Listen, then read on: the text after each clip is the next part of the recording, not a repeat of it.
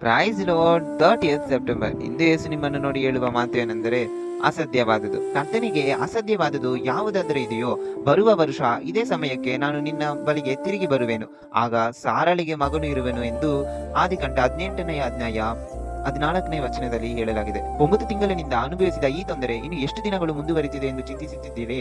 ಅಥವಾ ಈ 9 ತಿಂಗಳುಗಳಲ್ಲಿ ಕಾಣದ ಸಂತೋಷವನ್ನು ನಾನು ಇನ್ನು ಯಾವಾಗ ನೋಡುತ್ತೇನೆ ಎಂದು ಯೋಚನೆ ಮಾಡುತ್ತಿದ್ದೀರಿ? ಎಂದು ಯೇಸು ನಿಮ್ಮನ್ನು ನೋಡಿ ಹೇಳುತ್ತಿದ್ದಾನೆ, ಆತನಿಂದ ಸಾಧ್ಯವಿಲ್ಲದ ಕಾರ್ಯ ಏನೂ ಇಲ್ಲ.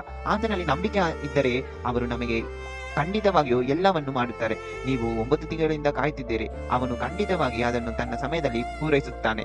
ಅದು ತಡವಾದರೂ ಆತನು ಖಂಡಿತವಾಗಿ ನಿಮಗೆ ಸಂತೋಷವನ್ನು ನೀಡುತ್ತಾರೆ.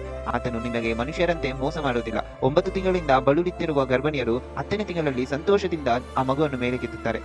ಅಂತೆಯೇ ನೀವು 9 ತಿಂಗಳುಗಳಿಂದ ಬಳಲಿರಬಹುದು, ಆದರೆ 10ನೇ ತಿಂಗಳಲ್ಲಿ ಯೇಸು ನಿಮ್ಮನ್ನು ಸಂತೋಷದಿಂದ ಮೇಲಕ್ಕೆತ್ತುತ್ತಾನೆ. ನೀವು